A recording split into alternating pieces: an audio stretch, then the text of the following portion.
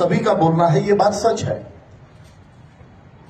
जो लोग hate speech को या जो भी बातें हैं, जो दलित मुस्लिम हो, हिंदू मुस्लिम हो या अन्य जाति धर्म के लोगों में फसाद और झगड़े पैदा करना चाहते हैं, इसके लिए हमको काउंटर प्रोग्राम देना बहुत जरूरी है।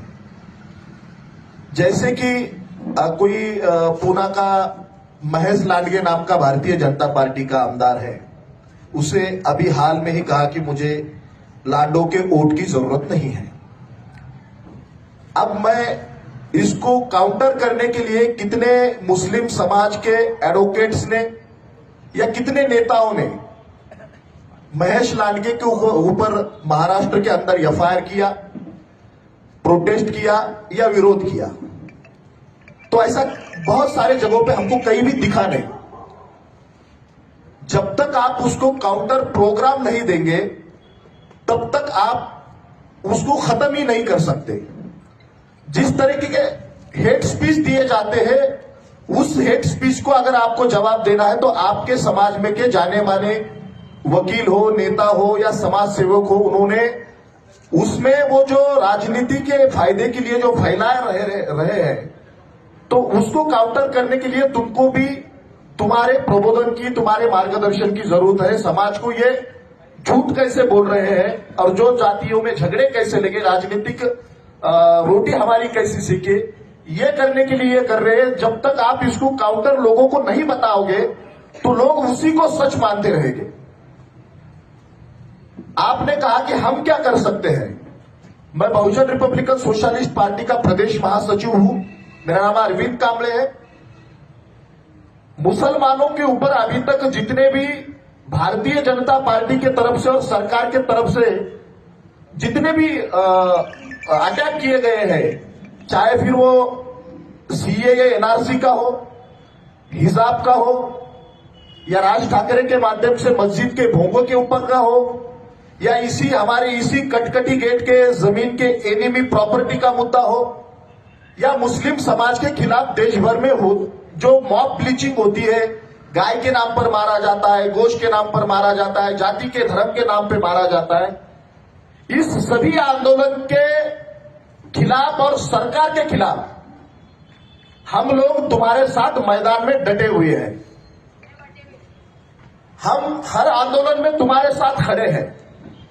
कोई भी मुद्दा लो, दलित मूवमेंट आपके साथ खड़ी है। अगर नहीं है तो मेरे बाद में जो भी भाषण करेगा उसने बता देना कि नहीं है। हम वो प्रयास करते हैं कि इस देश में लोकतंत्र जिंदा रहे, इस देश के सभी जाति धर्म के लोग आपस में मिलजुल कर रहे और इस देश का हर एक नागरिक आत्मसम्मान और सम्मान की जिंदगी जिए। हम इसके लिए दिन रात प्रयास कर रहे हैं। बाबा साहब ने, फूले ने, शाहू ने हमें यही सिखाया है। पर मेरा सवाल यह है कि मुस्लिम समाज की जो जिम्मेदारी है, या मुस्लिम समाज उसको 100% कर पा रहा है या नहीं। मैं उसमें गलत भी हो सकता हूं, लेकिन जब देश में अन्य जाति धर्म के लोगों के ऊपर अन्याय अत्याचार होता है, भारतीय जनता पार्टी या हुकूमत के माध्यम से, सरकार के माध्यम से, तो मुस्लिम समाज उनके साथ खड़ा होता है क्या? ये मेरा सवाल है। कई कई मुद्दे में होता होगा, पर बहुत सारे मुद्दों में हमने देखा है कि मुस्लिम समाज उस पर कोई स्टेटमेंट ही नहीं देता, उस पर कोई एक्शन ही नहीं लेता और वो चुप्पी बैठकर अपना तमाशा देखते रहता है। ये मेरा आरोप है, गलत भी हो सकता है। मैं इसलिए ये बोल रहा हूं कि अगर हम एक में के सुख दुख में अगर आते रहे और ये तादाद अगर हमारी इकट्ठा होने की बढ़ती रहे तो हुकूमत हमारे खिलाफ एक्शन लेने में या जाति धर्म में द्वेष फैलाने में हिम्मत नहीं करेगी। मराठा के ऊपर अन्याय होता चाहे तो मुसलमानों ने उनको साथ देना चाहिए, दलितों ने साथ देना चाहिए, अन्य सभी जो पीड़ित लोग हैं, सरकार के, व्यवस्था के जितने भी पीड़ित लोग हैं, वो पीड़ित लोगों ने इकट्ठा आकर वो लड़ाई लड़ना बहुत जरूरी है। अगर हम पीड़ित लोगों को इकट्ठा नहीं करेंगे तो हम अकेले इस हुकूमत के खिलाफ नहीं लड़ सकते। हुकूमत इतनी ताकतवर है, इतनी क्रूर और ब्रुटल है कि वो अजीत पवार का मर्डर भी कर सकती है। इसीलिए मैं आपको यह बताना चाहता हूं कि अगर हमको इसे हराना है तो हमको सबको एक साथ मिलकर, और जो जो उनके रडार पर है, चाहे वो दलित हो, मुस्लिम हो, आदिवासी हो क्रिश्चियन हो, इतर भटके विमुक्त हो, इन सभी जाति धर्म के लोगों को हमको एक साथ लेकर बैठना पड़ेगा।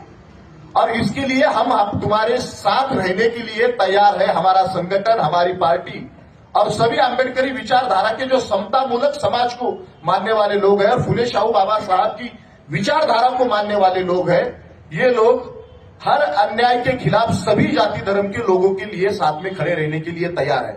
तो इस मीटिंग में मैं इतना ही आपको बताऊं कि मुस्लिम समाज के माध्यम से जैसा जो मुद्दों को लेकर अगर दुश्मन हमारे जो खराब मुद्दे हैं वो समाज में लाकर हमारी बुराई फैला रहा है, तो हम उस मुद्दों को कम से कम सुधार कैसे सकते हैं, उसके लिए हमने बड़े बुजुर्ग लोगों ने प्रयास करना जरूरी है। यानी कुछ नौजवान गलती करते होंगे तो हमको वो आइडेंटिफाई करना है कि भाई हमारे से गलती क्या हो गई है, क्योंकि समाज का 2% हिस्सा भी अगर खराब है, बाद अब तक मुस्लिम समाज के बारे में तो नाम पूरी कौम को रखा जाता है। हालांकि हर समाज में खराब लोग हैं, पर नाम सिर्फ मुस्लिम समाज को रखा जाता है। तो मेरी बस यही आपसे सभी से रिक्वेस्ट है कि हम इस लड़ाई में एक में का साथ देकर, हाथों में हाथ मिलाकर, अगर हम एक समता मूलक समाज की निर्मित अगर करते हैं और सभी जाति धर्म के लोगों को अन्याय के खिलाफ खड़ा कर उनको सरकार का जो षड्यंत्र है, सरकार जो षड्यंत्र राजनीतिक रोटी सेकने के लिए कर रही है, ये अगर हम उनको बताने में कामयाब हो गए तो मुझे ऐसा लगता है कि सरकार तो प्रयास करती रहेगी। जैसे बीच के टाइम में मराठा सेवा संघ हो, संभाजी ब्रिगेड हो, बामसेफ हो, बीएसपी हो, हमारी बीआरएसपी हो या अन्य हमारे सभी संगठन, इन्होंने जागृति की। इसके वजह से बहुत सारे दंगे फसाद कम हो गए। अभी औरंगाबाद शहर में जो चल रहा है कि शाहगंज का मुद्दा हो, टारगेट करके कोई हिंदू लीडर उसको लीड कर रहा है और दलितों और मुसलमानों में झगड़े लगाने का काम कर रहा है। फिलहाल में और अभी एक मुद्दा तोड़े, तो उस मुद्दे को एक हिंदू समाज का लीडर लीड करता है और दलित और मुस्लिम कैसे दुश्मन है ये बताने का काम करता है, और ऐसा माहौल समाज में बना रहा है। तो हमको उसको क्रैक करना होगा। तो मैं एक शायरी के माध्यम से मेरी बात को यहां पर खत्म करता हूं कि एक शायर कहता है कि क्या बनने आए थे हम यहां और क्या क्या बना बैठे। क्या बनने आए थे हम यहां और क्या क्या बना बैठे, कोई मंदिर बना बैठे तो कोई मस्जिद बना बैठे, अरे हमसे तो अच्छी उस जात परिंदे की जो कभी मंदिर पे बैठे तो कभी मस्जिद पे बैठे। धन्यवाद। जय भीम। खुदा हाफिज।